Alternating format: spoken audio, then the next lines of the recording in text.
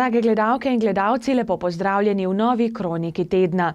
Na kranjskogorskih smučiščih se je poletna sezona že začela.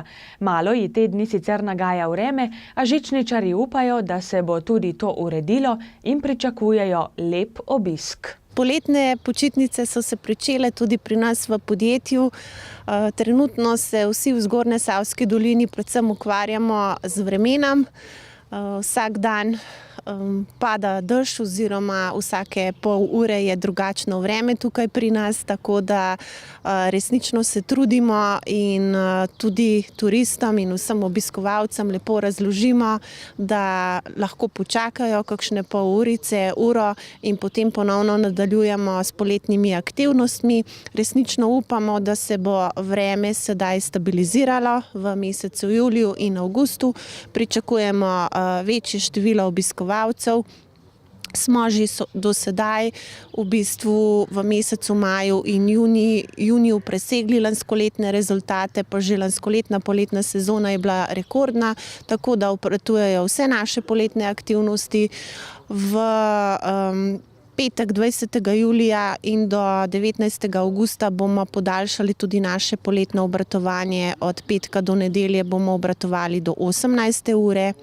Ob 70-letnici našega podjetja, ki jo bomo praznovali v mesecu novembru, bomo že sedaj pred viškom poletne turistične sezone postavili nov tematski park, novo tematsko pot do zgornje postaje Vitranca 1, kjer bomo promovirali tako sprehajalno tematsko pot do zgornje postaje Vitranca 1 skozi 7 tematskih točk, skozi zgodovino našega podjetja, tako da bomo zgornjo postajo Vitranca 1 približali tudi vsem družinam in to bo tematska pot ob 70-letnici našega smučišča za vse generacije, tako da predvidevamo, da jo bomo lahko nekako zaključili do 10. julija in seveda ponudili ponovno nov turistični proizvod vsem obiskovalcem naše poletne Zgornjesavske doline.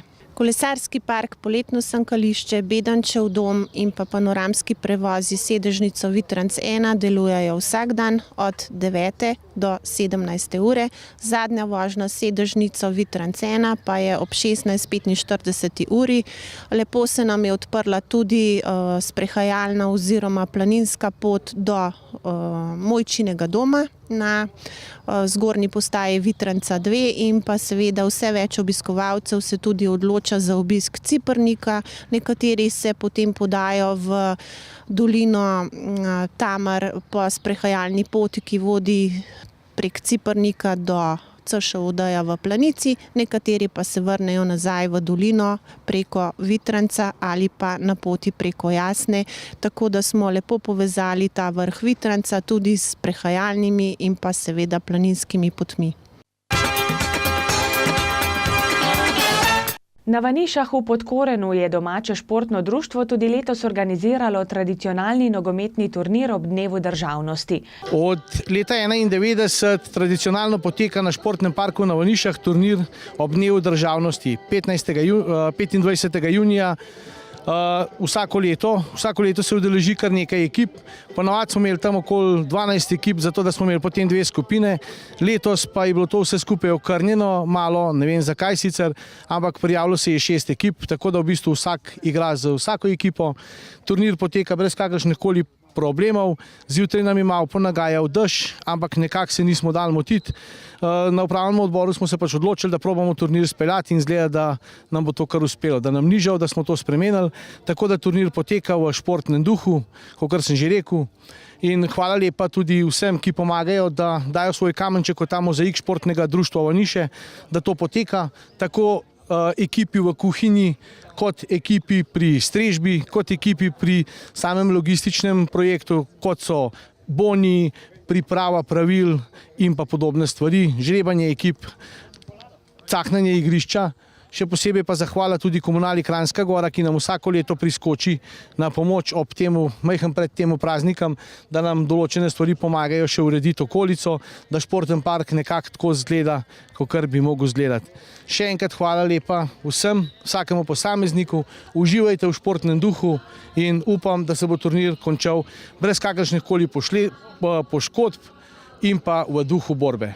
Tudi sicer park na Vanišah lepo živi. Športni park pa v bistvu obratuje celo leto, turnir se pač organizira enkrat takle, potem pa enkrat še tisti vaški derbi, drugače pa športni park obratuje, tako da se igra odbojka, balinari balinajo, za nami je otroško igrišče, tako da v bistvu športni park je res odprt celo leto, je pa malo več, kdaj je malo več, kdaj je malo manj kakorkoli, tako da damo tudi za kakšno prireditev najem, tako da poteka, kar poteka in zaenkrat smo kar zadovoljni. Drage gledalke in gledalci, zdaj pa prelistajmo še koledar prireditev. Poletne počitniške delavnice Morski svet bodo prihodnji teden od 13 do 14:30 minut potekale v knjižnici v Mojstrani.